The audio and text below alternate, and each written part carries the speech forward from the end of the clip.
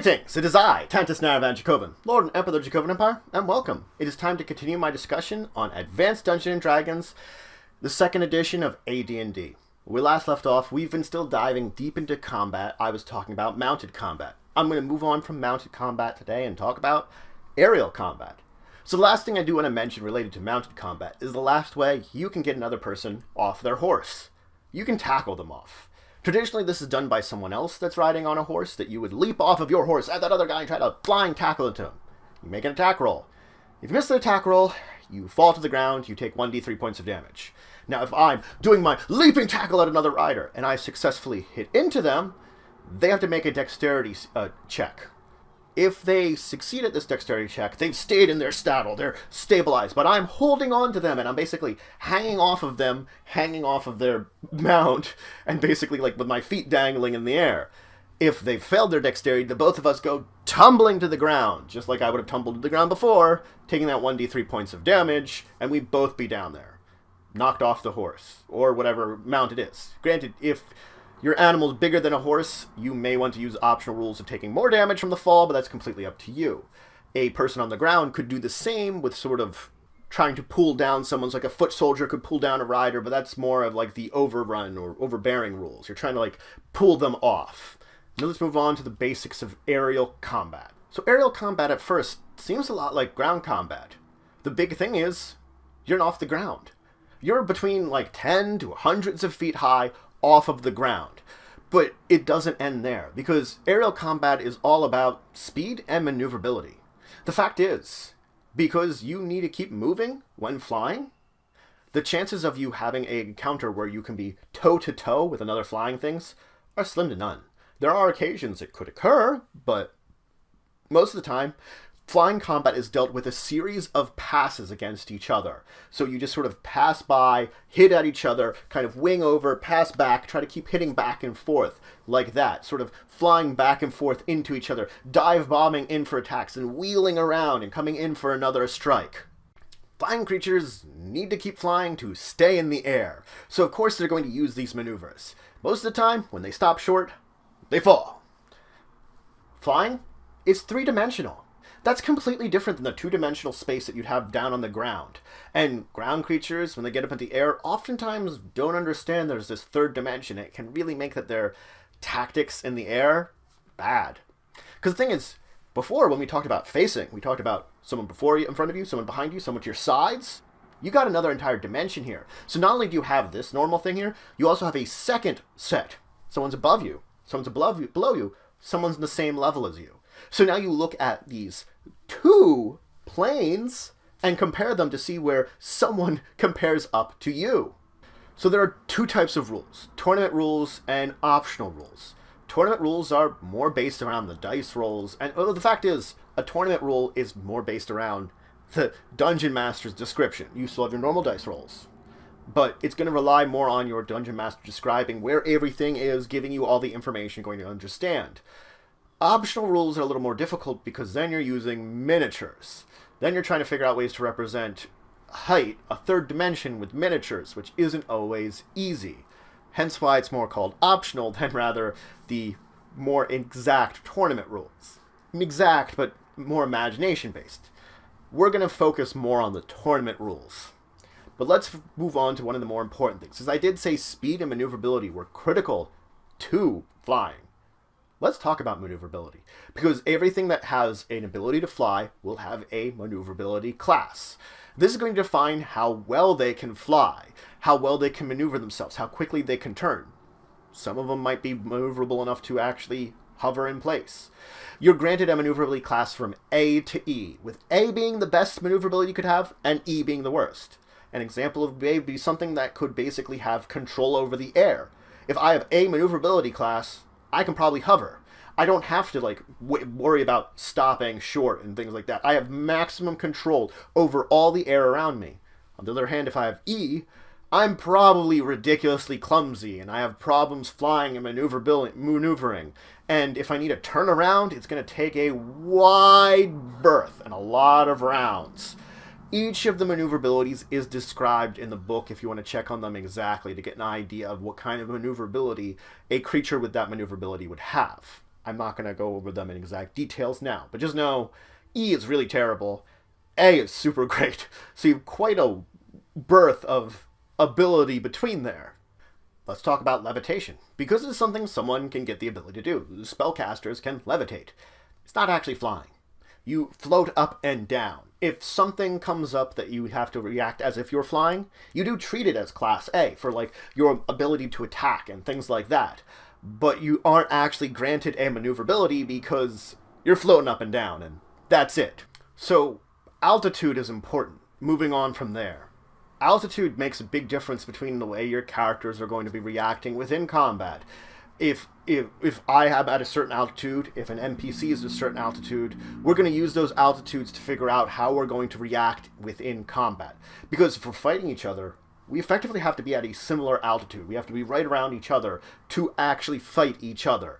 If he's much higher than me, my NPC opponent, I can't reach them and they can't reach me normally. It's not going to work out that we're fighting each other. We're going to kind of swoop by each other really high up and not even cutting in combat. So altitude makes this big difference, and it does affect how people are going to act, how NPCs especially. If the thing about with this is you can also just disengage from combat. If you're not being felled, you're getting away. There is no check to it. If you're in a tangle, then one trying to run away from this, that makes a difference. But if I fly off and the other person doesn't pursue me, I get away automatically. It doesn't make a difference. You also have to note, I can't charge someone above me. I can't do that. But they can effectively charge me by dive bombing me. So they can do a charge against me, basically rush in really quickly. But that's only because they're effectively falling a little bit to get to me. Now, when we get into flying, then finally in combat, when it relates to flying, maneuverability makes a huge difference. Maneuverability class actually gives those that have higher class bonuses. Makes them much better to fight the other person. They can outmaneuver them. The big thing that it starts out with is for every difference between our classes, I get -1 to my initiative if I have the better maneuverability class, meaning I'm more likely to react and act first to what's going on. I get the better control over the initiative and the battle that's going on. Other effects related to this can be things like breath weapons. The more maneuverable you are, the better you are at using your breath weapon if you have one. Something like a dragon that tends to have very low maneuverability can maybe get like a 60-foot arc in front of them. They tend not to be able to like really get their sides and turn their heads in various ways while they're flying in order to keep things, actually working. Something with more maneuverability would have a little bit more range of choosing where to use this breath weapon. Missile combat gets affected by it too. Now, if I'm moving along, if I'm either mounted or flying for whatever reason and I'm attempting missile combat, it's just the same as if I'm on a mount or moving fast with missile combat. It's the same kind of penalties, changes to that, just the same. If I have the ability to hover, let's say I'm either levitating or for whatever reason I have an A maneuverability, then I could also just use the missile combat as normal. I just use it just like I'm on the ground. I wouldn't have any basic penalties for flying. There is a penalty that does occur because if especially like things like if you're levitating, the successive attacks you have does unbalance you. So each round that you are attacking with missile, you get a -1 to a maximum of a cumulative penalty to a maximum of -5, which you can spend a round sort of righting yourself, basically giving up a round of fighting in order to continue with the attack. Levitating is not stable at all. Now, this also means that I can't use a medium or heavy crossbow. I have nothing to brace myself against when using it and reloading it, so it's just I don't have any good way of using it. I can't cock it. Now, if I'm a flyer attacking someone on the ground, I can attack them any number of turns that it would take me to basically fly down, hit them, wheel around, and come back for it. So I have a number of rounds. At every number of those rounds, I can wheel in for an attack against someone on the ground. Escaping while you're flying. This is one that is, again, based on speed and maneuverability. If I have more speed and maneuverability than my opponent, and I wish to disengage, I just do. I just run away. The thing is, because most of the time, both of us are going to be in motion, they don't get the free attack against me. I just escape from them. We basically trade off. I keep flying in this direction. I go away. Now, on the other hand, if I'm faster than my opponent, but I'm not more maneuverable, I can still break away and just escape. They can't outpace me. But since they are more maneuverable, they get that free attack from me leaving basically the area near them. They get that free attack as me escaping.